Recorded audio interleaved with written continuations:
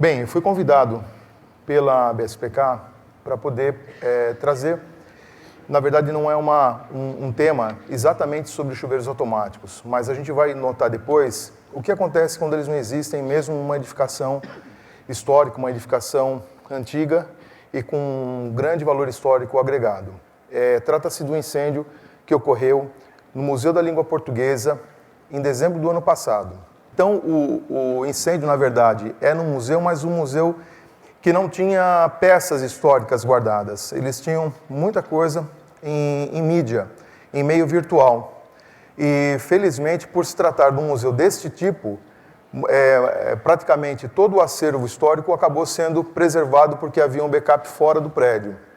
Se fosse, por exemplo, um museu como é o caso do Museu de Artes de São Paulo, MASP, certamente haveria a perda do patrimônio, assim como ocorreu no Memorial da América Latina, alguns anos atrás, assim como ocorreu com um grande acervo histórico do Instituto Butantan, também algo que foi perdido e que não foi só o fato histórico, era o fato de envolver a pesquisa biológica em todo o mundo. O proprietário é o governo do Estado.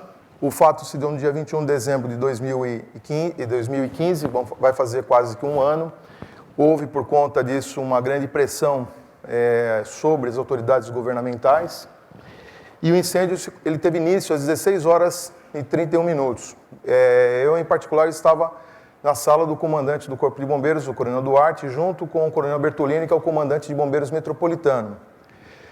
Como nesse horário em São Paulo é muito comum as emissoras de TV acompanharem fatos policiais e de bombeiros também, de imediato nós começamos a observar imagens do incêndio, tanto pela Rede Record como pela Rede Bandeirantes, depois o Globo News também, e isso facilitou a montagem de uma estratégia para aqueles que estavam se deslocando e chegando e atuando no local.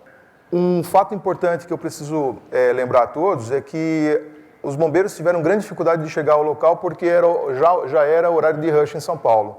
Então, embora nós tivéssemos um quartel de bombeiros situado a não mais do que 850 metros de distância, os bombeiros tiveram dificuldade em acessar o local.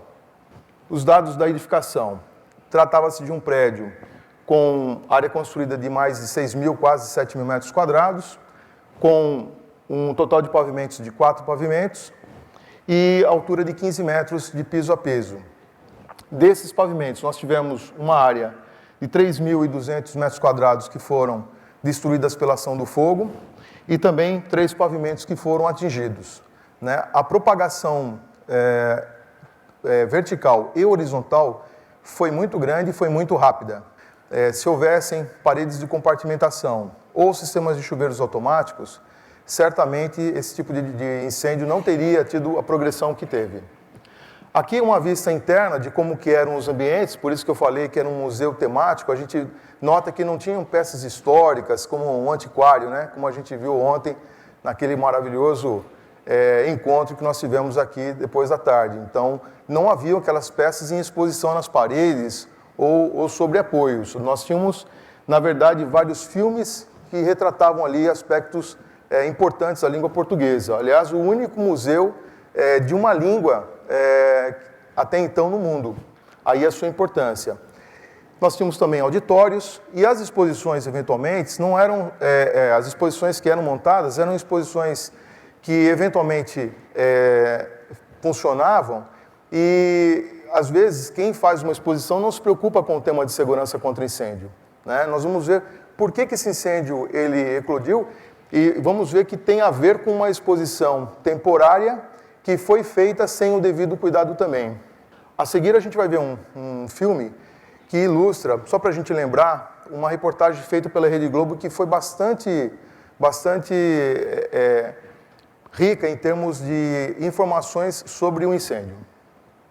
Só de olhar, o que abrigava um dos museus mais importantes da América Latina, agora é um amontoado de escombros. Se impressiona do alto, imagine de perto. Essa é a área de divisão. O fogo foi daqui para lá. A gente está vendo ali pelo teto que está queimado. Os bombeiros conseguiram segurar aqui a torre, que fica bem em cima de onde nós estamos. e não deixar o incêndio avançar para onde fica a parte da estação da luz mesmo, de trens, que é aquele lado de lá. Aqui começa o que era o Museu da Língua Portuguesa. Vamos entrar aqui. Não sobrou absolutamente nada. Ferros, cimento e o que tinha de madeira aqui queimou. Esse aqui é o segundo andar do Museu da Língua Portuguesa. Aqui ficavam painéis eletrônicos, equipamento de som, alto-falante. Aqui tinha projeção de vídeos. Provavelmente a gente vai ver agora a parte pior, que é o terceiro piso. Ele está me explicando aqui, que aqui, olha, a base é de ferro, mas é tudo forrado com madeira. Então é perigoso a gente andar aqui agora, porque pode desmontar tudo aqui. Agora, olha aqui, gente, isso tudo era telhado, coberto. Olha aí, olha o que virou. Acabou tudo.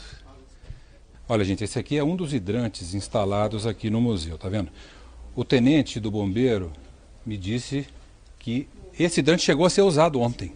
Tenente, essas paredes laterais e as paredes que dão para fora, que são, na verdade, a estrutura de todo esse prédio histórico, é possível mantê-las? Então a gente tem a impressão que é possível. A maior parte do que a gente observou foi material de acabamento que soltou. Parte estrutural, a gente a princípio, um olhar leviano, assim, a gente não conseguiu identificar nenhuma rachadura. Olha aqui o que funcionava aqui, ó. Palavras cruzadas, história da língua portuguesa, beco das palavras e por aí vai. Agora a gente vai para a realidade. O que a placa prometia existia aqui. Olha o que virou agora. Olha aí. Que tristeza, olha isso. O que você acabou de ver, tudo queimado, era assim. O único museu do mundo dedicado a uma língua nacional. O acervo era digital e está salvo. Em existindo os recursos, acho que muito rapidamente a gente consegue colocar o Museu da Língua Portuguesa para funcionar. Inaugurado no ano 1901, o prédio já tinha sofrido um grande incêndio em 1946. Foi reconstruído e em 2006 o Museu da Língua Portuguesa abriu as portas. Ao lado do museu fica a plataforma da estação. O prédio tem duas partes. À esquerda da torre do relógio fica a principal, atingida ontem. À direita da torre funciona outro setor do museu e a administração. Essa parte não foi atingida pelo primeiro incêndio, o de 46, e ainda preserva elementos originais da primeira construção. Bem, essa narrativa ela é bastante rica de detalhes, visuais principalmente, e a gente pode observar o quanto houve de destruição e as características construtivas do prédio. Sobre o atendimento operacional, eu preciso lembrar que nós tivemos lá uma quantidade grande de viaturas do Corpo de Bombeiros, 12 viaturas autobomba, 4 escadas, 14 autotanques, que eram suporte de água, juntamente com mais 6 reboques, cada reboque carrega 20 mil litros de água.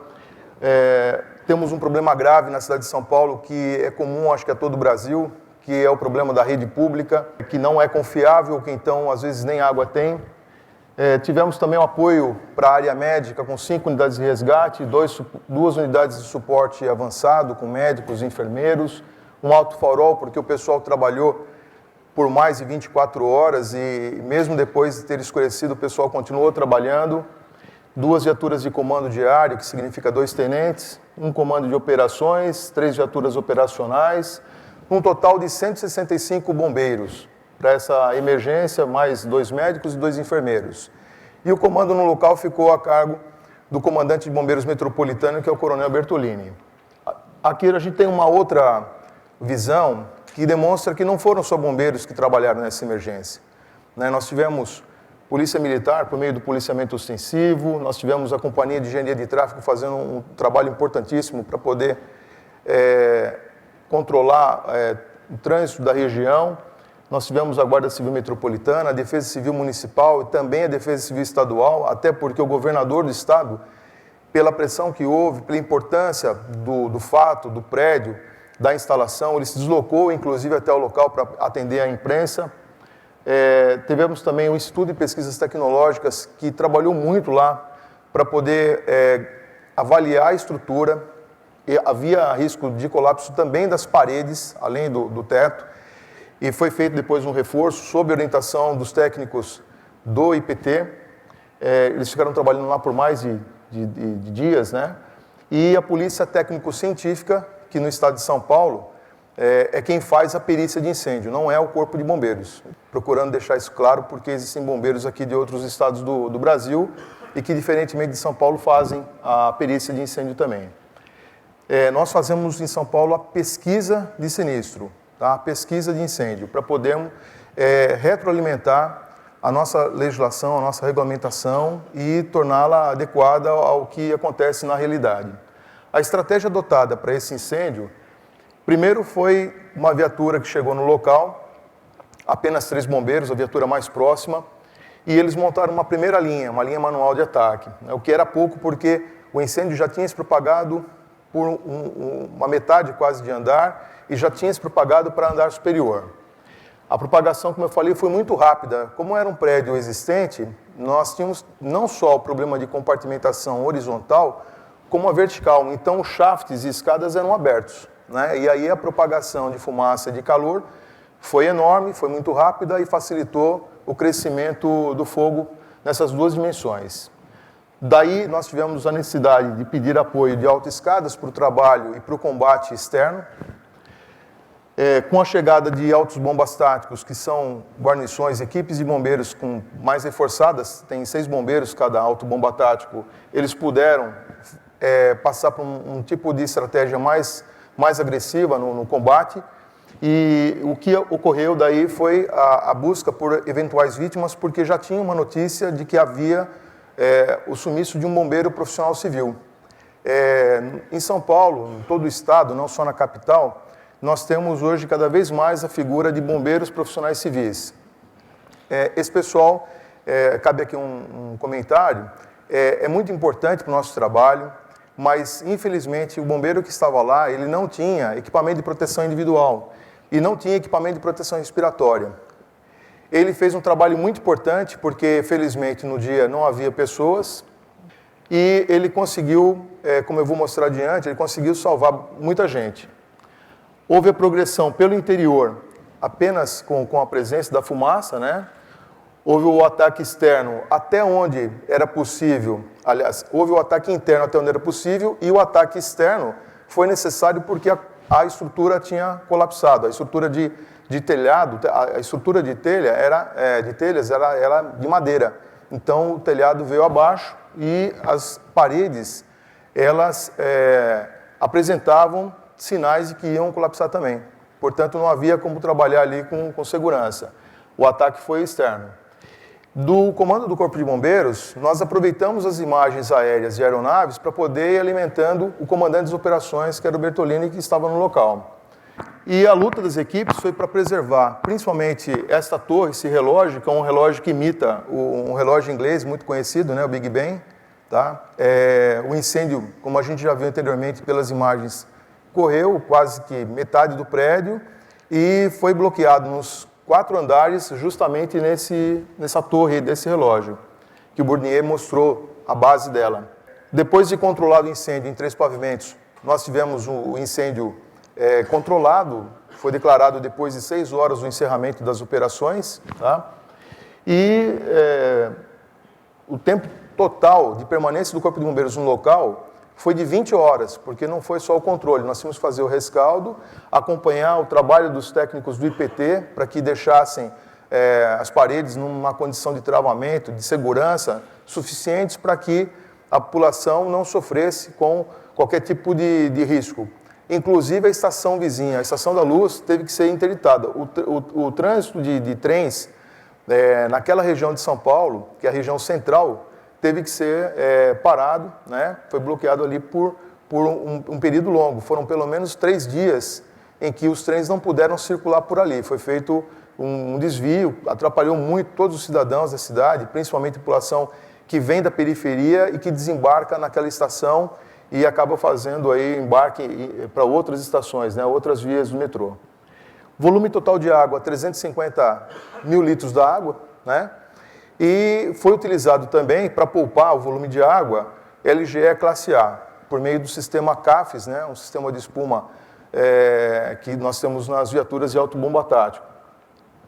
Foi um sistema que ajudou bastante a controlar aquele incêndio. Então, daqui nessa foto, a gente consegue visualizar, né? Olha, o incêndio começou exatamente aqui onde nós tínhamos um shaft, uma abertura vertical grande. Havia uma escada por aqui, mais ou menos. As guarnições, as primeiras entraram por esse lado, depois outras entraram por aqui também. O ataque externo com autoescadas foi feito por aqui e por aqui. E a guerra foi para poder segurar o incêndio perto aqui desta torre principal. Ok? Antes de falar do bombeiro que faleceu, eu também tenho que destacar um ponto importante. Por que o incêndio começou? Né? Eu falei que nós não fazemos a perícia ainda está sendo concluída pela Superintendência de Polícia Técnico-Científica do Estado de São Paulo. Mas a gente viu, e isso é público, saiu na televisão, né, numa reportagem que foi ao ar no programa Fantástico, da Rede Globo também, eles filmaram esta rede aqui, era uma exposição de redes, trocaram as luminárias, a iluminação deu problema, o técnico voltou, mexeu na luminária, saiu, e havia uma câmera 8, que é do sistema interno deles lá, não deveria estar sendo monitorado, mas existia, e que flagrou imagens de material incandescente caindo. Já eram pedaços das redes que estavam pegando fogo. E aí a propagação foi muito rápida, pelo material de acabamento interno da própria edificação, que é antiga. O bombeiro ele atuou resgatando pessoas, retirou, na verdade, os funcionários. Felizmente não havia público, o museu estava vazio, só haviam pessoas que eram da própria edificação, funcionários. Um deles era o bombeiro. E aqui a gente nota na escada uma imagem triste, essa é a marca no patamar do corpo do bombeiro. O coronel Bertolini me contou, Armani, eu tomei um susto, porque quando a gente viu, ele usava um uniforme muito parecido com o do Corpo de Bombeiros. Ele achou que era um bombeiro do Corpo de Bombeiros Militar de São Paulo.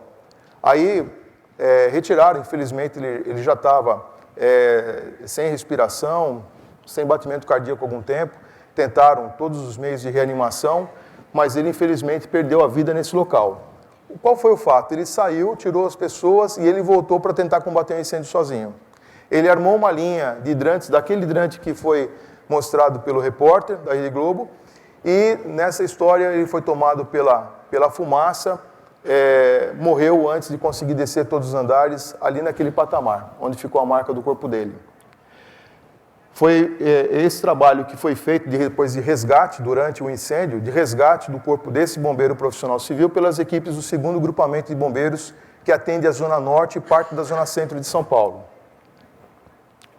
Aqui nós temos um detalhe e alguns aspectos que são importantes. Primeiro, aspectos legais com relação à edificação. Era uma edificação existente, então o tratamento que se dá para um prédio existente no estado de São Paulo, eu acredito que em todos os outros estados do Brasil, de uma exigência, um nível de exigência mais brando do que para uma edificação nova.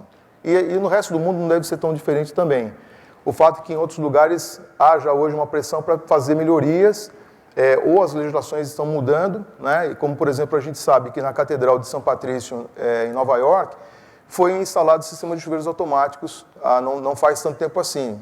Ela passou por um retrofit e aproveitaram para instalar esse sistema de proteção automática. A estrutura da madeira, da cobertura, eu já falei que era em madeira. Nós tínhamos falta de controle de materiais de acabamento e revestimento, o que é exigido por um prédio mais moderno, um prédio mais novo, e eu falo daí de forração de piso, divisórias, forro, materiais de forro, né? As aberturas internas a gente já comentou. A estrutura do prédio, felizmente, era em concreto armado, diferente da Estação da Luz. A Estação da Luz foi uma estrutura metálica trazida do Reino Unido. E o museu ele já tinha sofrido incêndio, então foi reconstruído com estrutura de concreto armado. A proteção existente no local era por extintores, sinalização, saídas de emergência, sistema de supressão manual que foi utilizado pelo próprio bombeiro que perdeu sua vida lá. E após o incêndio, somente após o incêndio é que houve a aprovação do projeto técnico. Era uma edificação que não estava aprovada pelo Corpo de Bombeiros nem em projeto e nem em instalações.